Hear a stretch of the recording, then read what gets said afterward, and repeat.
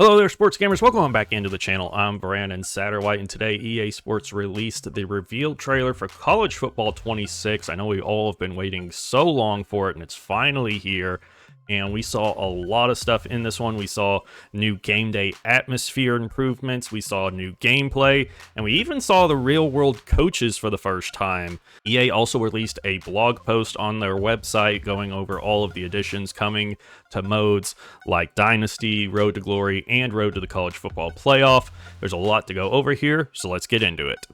Sports Gamers Online is the #1 source for the sports gamer. So the main focus of this trailer was definitely gameplay. That's what the majority of it was, and you got to see a lot of different teams. We saw Texas with Arch Manning, we saw Oregon, we saw Notre Dame, we saw Penn State, and one of the big focuses, one of the big features coming this year are the more than 300 real-world coaches that will be featured in the game. I know in the trailer, at the very end, we saw Ryan Day, we saw Steve Sarkisian for Texas a couple of times, I saw James Franklin from Penn State, I think Dan Lanning from Oregon was in it. I can't remember if he was or not, but we saw a good bit of them, and there are over 300 actual licensed coaches that are going to be in the game. Of course, there's only like 130 teams, so some of those are going to be coordinators, which is actually really cool. So, like, I'm an Arkansas fan, so our offensive coordinator is Bobby Petrino, so I'm really interested to see if he's actually going to be in the game, because I think that'd be pretty cool to have our coordinators in the game as well. But in the gameplay, you saw a lot of the different tackling. That was one thing that they said they really focused on, was they said they wanted to give the defense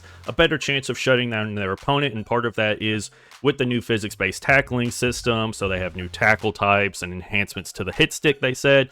Also, they said they have improved coverages. New custom zones have been added in that will let you customize your coverage at the line of scrimmage however you want. I'm really interested to see how that actually works. Of course, we're going to get another deep dive, in another week or so, I figure, going over like gameplay and all this other stuff. They usually do those once a week, so we'll figure out when those are coming and let you know as soon as we can. They also talked about Home Field Advantage 2.0, so this is something that was very big last year, the game day experience, home field advantage. So when you go into an opponent's stadium pulse, is high, and, you get like the camera shaking, you get the play art scrambled and all that. They said that's going to be even more intense this year, and they also said that clock distortion would be part of it this year, which I don't know exactly what that means. Will you not be able to see the play clock? Will the play clock not be accurate? I'm curious what that means exactly, so I'm really interested to see how that works. And they also said rivalry games, playoff games, and high-stakes matchups will be even more affected by the stadium pulse. And talking about the game day experience, we saw a lot of those runouts, which I thought looked a lot better here, especially for night games in College Football 26 compared to 25, where everything was always lit up. It still looked good, but we didn't have that change in lighting and stuff where they would do like the flashing lights or the strobe lights and all that and the fireworks. We actually see that a lot in this trailer, those nighttime games, those big time primetime games. That's something that's really been popular over the last couple of years. We saw the drone shows that are really cool, drones showing up in the different team logos. I thought that looked really, really good. We had, Metallica's Enter Sandman. They said that they have new PA tracks, new songs, new school chants, new mascots, all of that coming this year. Expanded commentary as well. Now moving on to the different game modes, and we actually didn't really see a whole lot of the game modes in this trailer. It was basically just gameplay. We didn't see like the Dynasty menus or a lot of new Road to Glory stuff. We did get just a smidge of new Road to Glory High School. We saw for just a second the high school stadium there and the high school run out. So yes, high school is coming to Road to Glory, something that basically everyone was asking for since the game dropped last year. Now, we don't know exactly how much of your high school career you'll be able to play. It says you'll be able to choose from 10 archetypes. We don't know if new positions have been added either yet, sadly. I'm really looking forward to that Road to Glory deep dive, because I got a lot of questions still after today. But it says choose from 10 new archetypes and rise from high school recruit to Heisman glory. And basically you're going to be, trying to get scholarships, trying to rise up and become one of the top recruits in the nation, just like you would before. And once you decide on your school, you'll get to do the hat ceremony where you commit to a team. And you also will be able to decommit if you want to, if a better opportunity, a better offer comes to you, which I think is really cool because that's something that happens all the time. People commit and decommit all the time in real life. So I really like that they added that option there. And also they did say Road to Glory will still be fully compatible with Superstar mode in Madden NFL 26 when it releases in August. So if you finish Road to Glory, you'll be able to take your player over to Madden and go through the draft and use him in Superstar mode. Dynasty, we really didn't get a whole lot of information on Dynasty.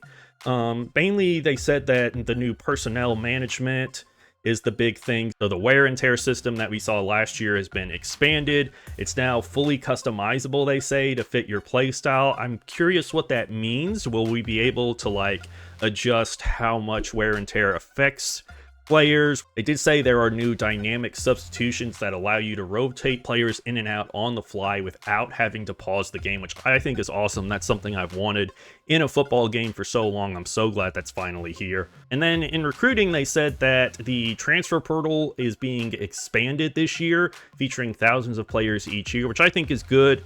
The transfer portal was kind of an afterthought a lot of times for me. Like, I would do the vast majority of my recruiting in the season, and then the transfer portal was only really relevant for maybe one or two players, really. Like, I would very rarely actually relied on the transfer portal for a lot of my recruiting, and I do want to see that, you know, have a bit more of an impact this year.